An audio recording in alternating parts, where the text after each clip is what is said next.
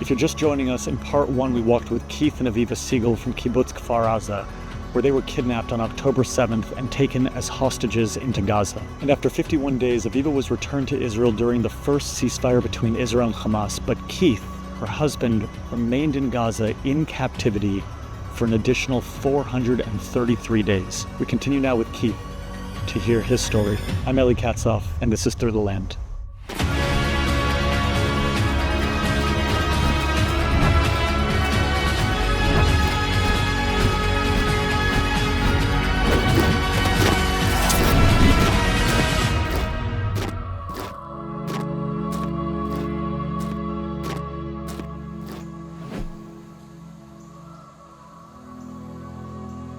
So Keith, when we left off before, we were at the point where Aviva, after 51 days in captivity, was released. And if I recall correctly, at this time, there were these mobs of people every time that there was a release of a hostage, and the mobs in Gaza would crowd the Red Cross vehicles. Were you aware of this at the time? Did you see any of this when you were in captivity? Yes, so up until the time when Aviva was released, we had not seen television. This was the first time, and we happened to be in a location where there was a television. So you were you watching this live happening, or was it like a recorded thing? I think it was live. It was in the evening. We saw Aviva being taken out of the Hamas van, like a white van. We saw the mobs, and we saw, they were banging. I remember them banging on the car and trying to climb on the car, and it looked so chaotic and hostile. So I didn't know whether she really made it back, Aviva. When they told Aviva on Saturday evening that she was going to be released the next day, I felt a sense of relief. They actually told us that I would be released the next day. And we now know that that was not the case. It was going to be another 433 days. In this time, you met a lot of different Hamas, gunmen. I wonder if at any point, I know you spoke a little Arabic, at any time did you ever have any conversation of substance with any of them? I had very little Arabic. I was trying very hard to learn Arabic, and I was also trying very hard to be, as far as I was concerned, or what would depend on me, to create a calm and positive atmosphere with them, hoping that if I was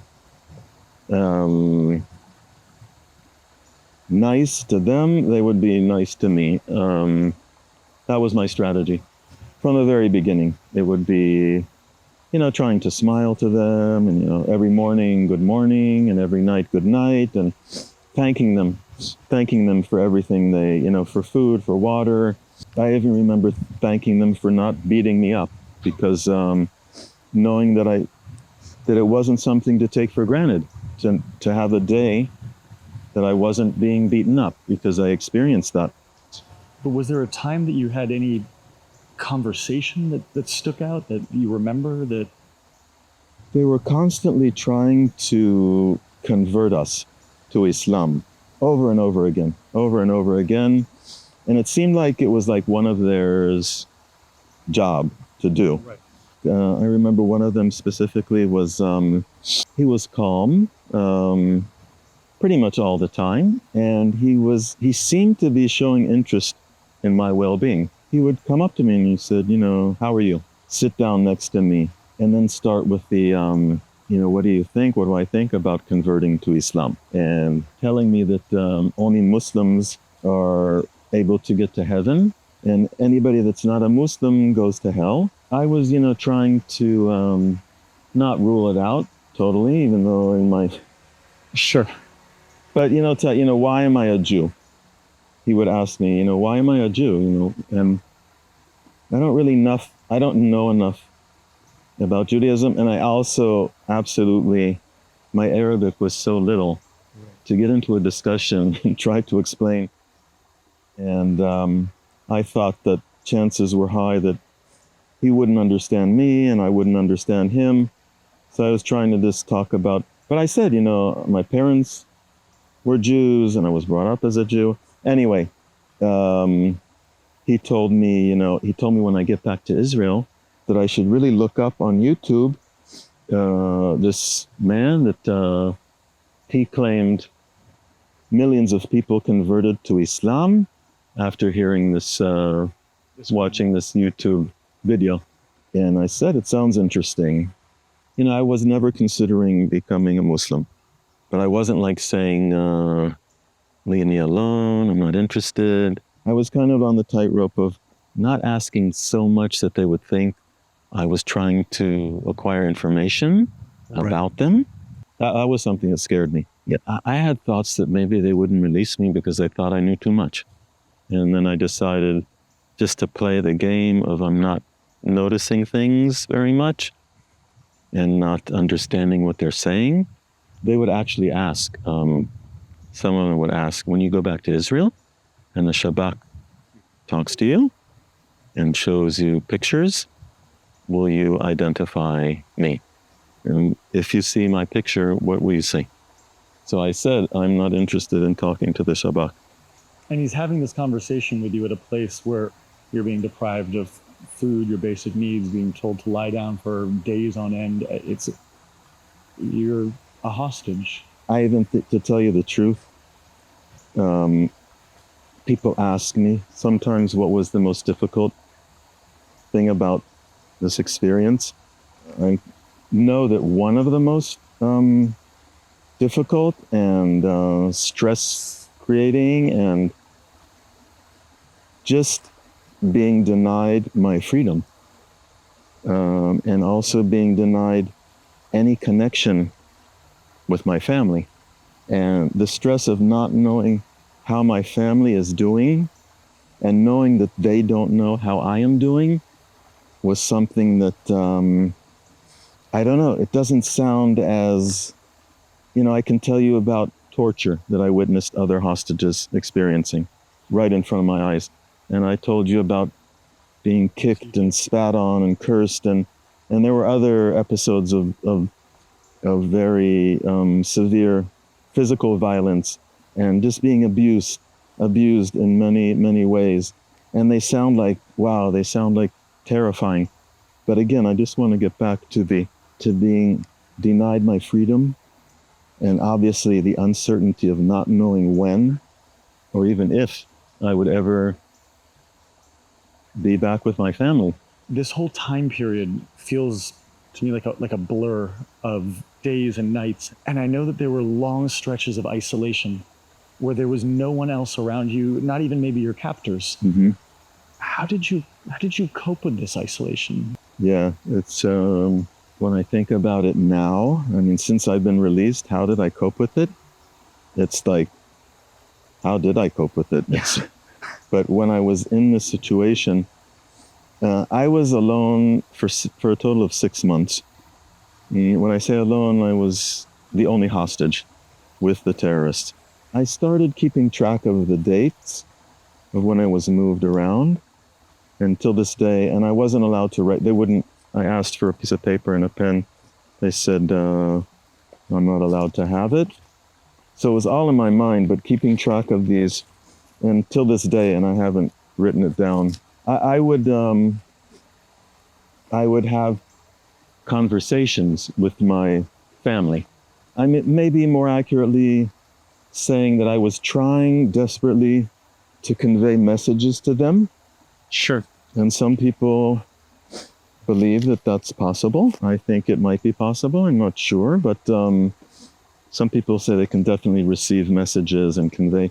So the fact that I was sure that my family were suffering much more than I was and how worried they were about me.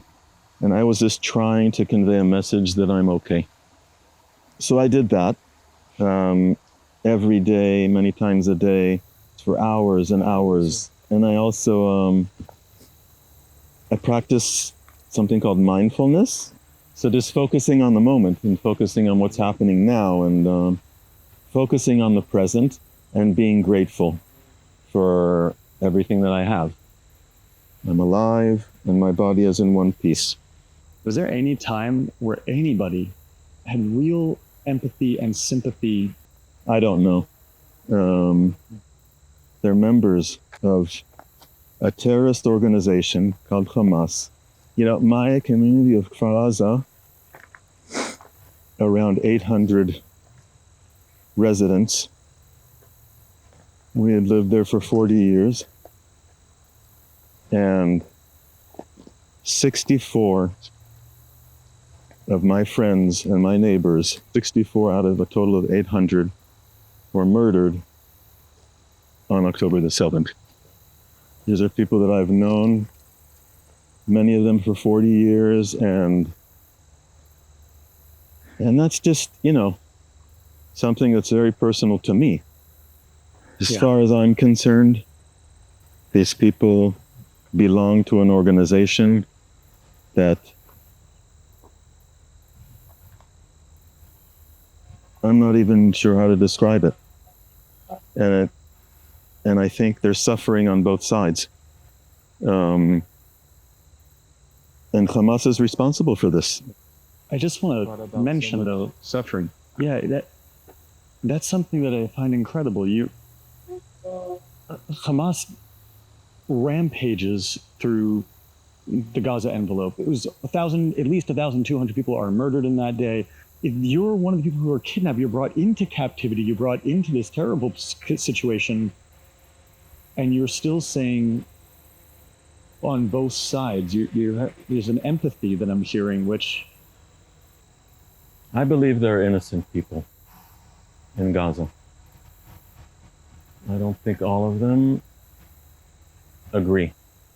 And we've heard about some people that are talking out against Hamas and actually doing things to fight Hamas. It's dawning on me where we are right now. Spent so much time in tunnels, in small, dark places, which so much of this war has centered around. How this feels talking about this and being out here. I guess the dissonance of the situation, well, how different it is to be talking with you. This is the first time that I have had the opportunity to talk about it in this environment, outdoors, in the nature, which is... I've noticed you looking over at the sunset often behind me. I mean, I just appreciate so many things so much since my return that I never thought twice about before. And one of them is nature. One of them is just seeing the sky, seeing the sun, the moon, stars, trees. This was something that I didn't have for so long and missed it enormously. A lot of the time you were in isolation, you're moved all over the place. But at some points you were with some others that were there. I was with 4 hostages that are still there. One of them is Matan Angrest, the soldier, and he was seriously injured on October the 7th when his tank blew up. It was blown up by Hamas. He was brutally, to say the least, pulled out of the tank and lynched all the way into Gaza. And we spent over 2 months together locked up in a room. Where we had to ask and beg to go to the toilet. The door was locked. And he hasn't received the medical attention that he needs. And he needs to be brought back to get medical care and be back with his family. And Omri Miran is together with for an extended period of time. Omri has 2 young daughters, aged 4 and 2. And he talked a lot about them in captivity, how much he misses them. And his younger daughter was 6 months old, and his older daughter was 2 years old on October the 7th. And they both saw Omri being taken from... After 484 days, you finally are released. Have you gone back to Kfar Aza? Yes, it's my home for 40 years. Now it's 42 years. The last 2 years I haven't lived there, but and it's my community. It's my friends. It's people that I spent many years together with. And life on a kibbutz, it's not a neighborhood. It's not a town. And I mentioned before, it's a close-knit community, and I miss my friends, my neighbors, my people that I would see every day, and even some that just hello, how are you? And families on Kfar Aza were wiped out. Literally, one family, all 5 of them were murdered, and many others that lost several of their family members. The separation from them is difficult, and a feeling of mutual sharing this horrendous, sharing so many good years together. And yesterday, and we talked about 95% heaven, 5% hell. Having experienced that for so many years with these people, it really, I think, makes me feel even more wanting and hoping to build Kfar Aza, and that the community will once again thrive, and once again will be the heaven that it was, at least 95% of the time, for so many years.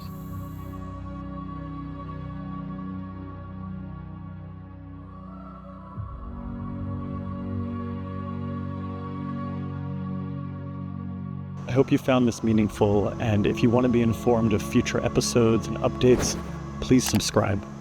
Also, since this is our first episodes, I wanted to take just a moment to tell you about what I'm doing with this project. What I'm trying to do with Through the Land is, with these personal walk and talks like the one you just saw, I'm creating a much more nuanced portrait of today's Israel. So as an example, we're doing an episode in this season with first responders at Ground Zero where an Iranian ballistic missile hit. And not just because I wanted to report on the devastation, but because I wanted to put a spotlight on the people who show up over and over whenever lives are at risk. And we have an episode with an archaeologist taking us through a site that challenges our understanding of biblical history. Or we do an episode featuring people fighting human trafficking, and that's just 3 of the many upcoming episodes. And I'm doing this completely independently, so building an audience is crucial. And by you passing these videos around, it's truly the best form of support that I can ask for at this time. So thank you. I'm Eli Katzoff, and this is Through the Land.